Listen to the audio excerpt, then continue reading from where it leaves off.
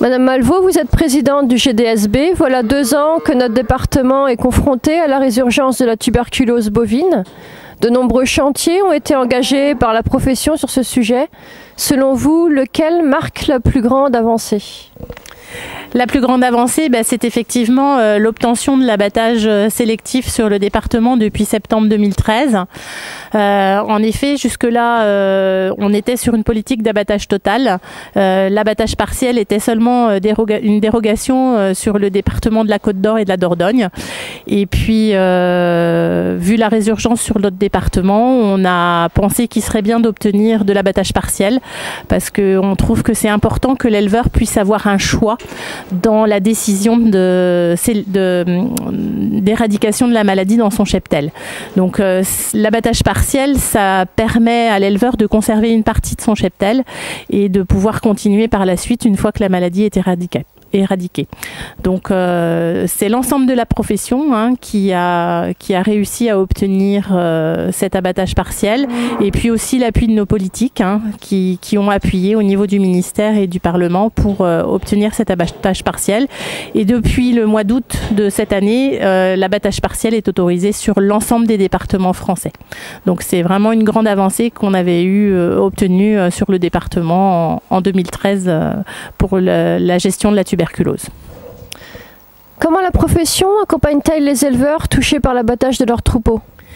Donc au niveau du GDS, on accompagne chaque éleveur de façon plutôt individuelle parce que toute exploitation est différente et en fonction du choix de l'éleveur sur de l'abattage partiel ou de l'abattage total, la gestion de l'exploitation va se faire de façon différente. Donc le GDS est surtout là pour lui apporter un appui psychologique et moral parce que c'est pas toujours évident quand on vous annonce que vous êtes positif en tuberculose.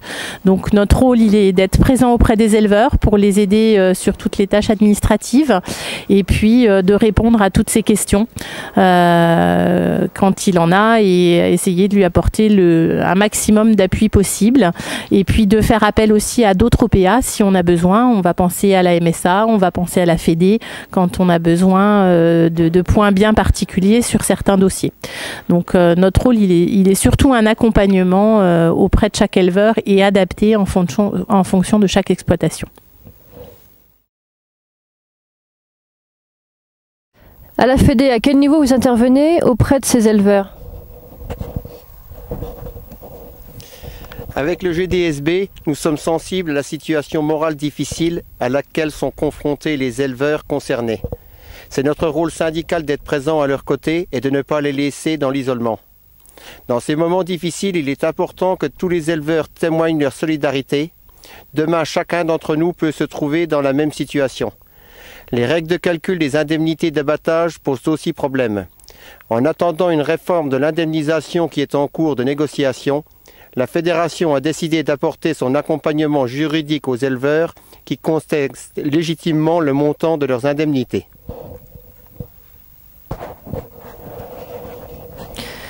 Vous suivez le dossier chasse à la Fédération. Vous pouvez nous faire un point d'actualité ? Depuis le 1er janvier, les règles d'indemnisation des dégâts ont été modifiées, pas toujours dans un sens qui nous convient. Ces nouvelles règles, les plus souvent complexes et surtout dans certains cas, les frais d'estimation peuvent être mis à la charge des agriculteurs.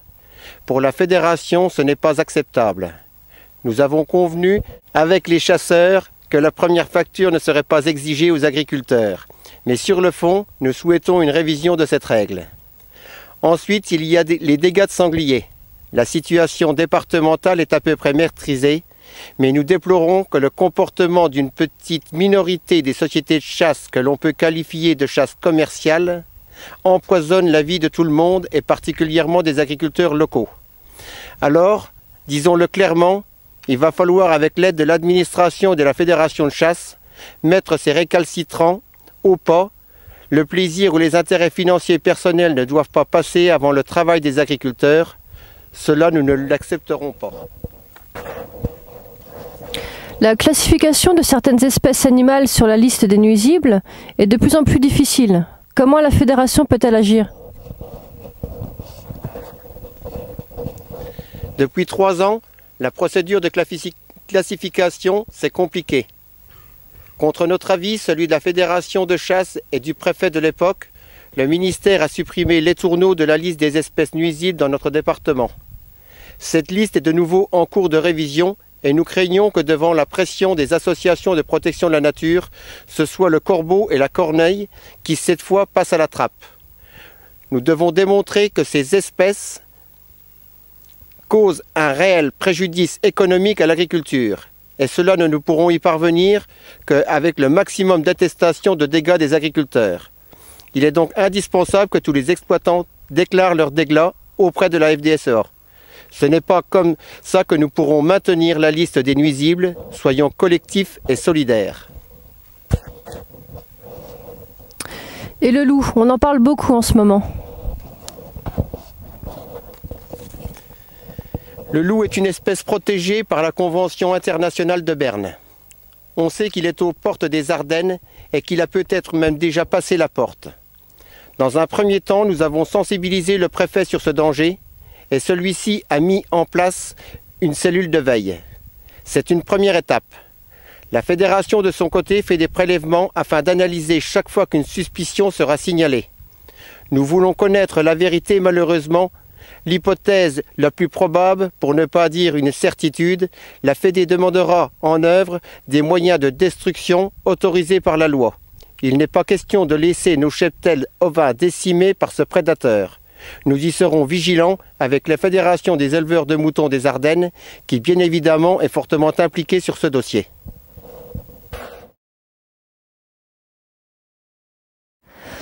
Madame Charlier, vous qui suivez ces questions au niveau du bureau de la FDSEA, quels sont les dossiers les plus sensibles dans les Ardennes ? La nouvelle directive nitrate et l'extension de la zone vulnérable ont mobilisé avec raison le monde agricole. Mais il existe un autre dossier environnemental qui se profile plus discrètement, c'est le SRCE, Schéma régional de cohérence écologique. Il est issu aussi des Grenelles 1 et 2 et il va impacter fortement dans les années qui viennent probablement le département des Ardennes.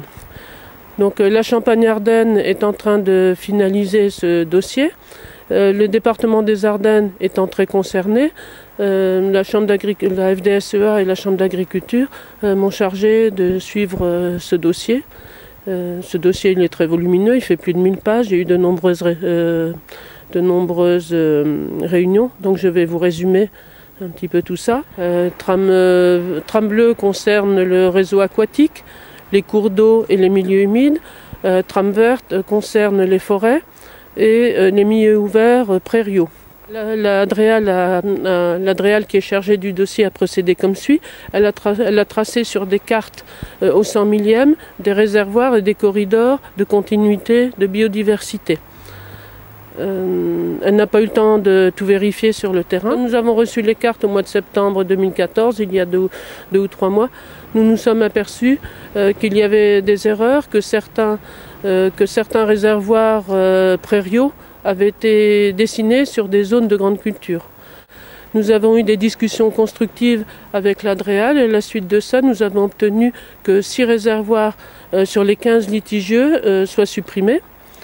Les 9 autres restant à l'étude. Alors ceci a pu être obtenu grâce à une concertation rapide et efficace avec vos élus de terrain, notamment avec les présidents cantonaux. Le président Huet fera tout à l'heure appel à votre vigilance lors de la révision de ces cartes qui va se faire au niveau local en début d'année. N'oublions pas que ces cartes vont être opposables à tous les documents d'urbanisation, notamment les PLU, les SCOT et en cas de permis de construire. Le monde agricole peut être très concerné, donc il faudra suivre ça de près. Les dossiers environnementaux sont devenus omniprésents dans le quotidien des agriculteurs et sont en point de mire de la Fédération. Le secrétaire général de la FDSEA nous confirme que l'année 2014 était particulièrement difficile sur ce front.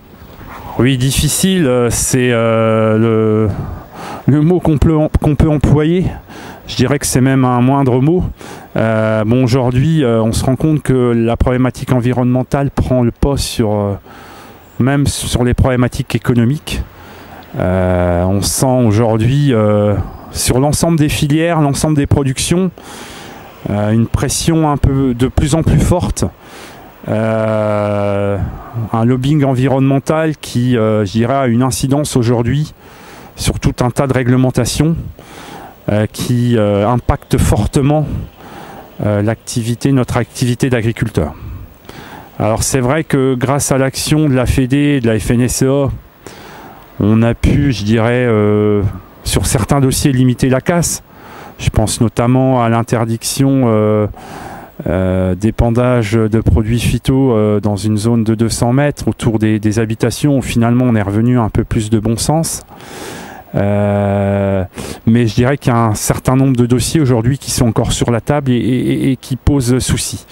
Bon, il y a eu tout un tas de débats autour du statut de l'animal.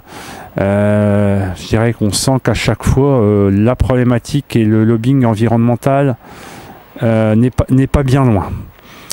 Une des difficultés aussi dans notre département, c'était à gérer le fameux dossier des compensations environnementales. Alors chez nous, on l'a pris de plein fouet avec l'A304, donc où il a fallu faire, où la profession agricole a fait des efforts significatifs, a été obligée de faire des efforts significatifs pour, je dirais, compenser et pour permettre et contribuer à ces enjeux. Donc c'est vrai qu'à un moment donné, il faudrait retrouver un peu de bon sens et calmer un petit peu les choses en la matière. Finalement, qu'est-ce que vous reprochez au pouvoir public ? Ce qu'on pourrait peut-être reprocher, c'est l'approche du dossier. On a une approche de ce dossier qui est trop dogmatique. Et alors qu'il faudrait plutôt avoir une approche concrète et pratique du dossier. Les agriculteurs font des efforts en matière environnementale, sont même sûrement prêts à aller plus loin, mais à condition qu'on les laisse acteurs et qu'on ne leur impose pas des choses toutes faites qui sont souvent, alors, quelquefois économiquement irréalisables ou pire, quelquefois contre-productives. Donc je pense qu'il faudrait une toute autre approche de ce dossier, en repartant de la réalité du terrain et en essayant de faire coïncider au mieux les attentes légitimes de la société en matière environnementale, mais aussi en tenant compte des réalités économiques qu'on ne peut pas occulter des agriculteurs.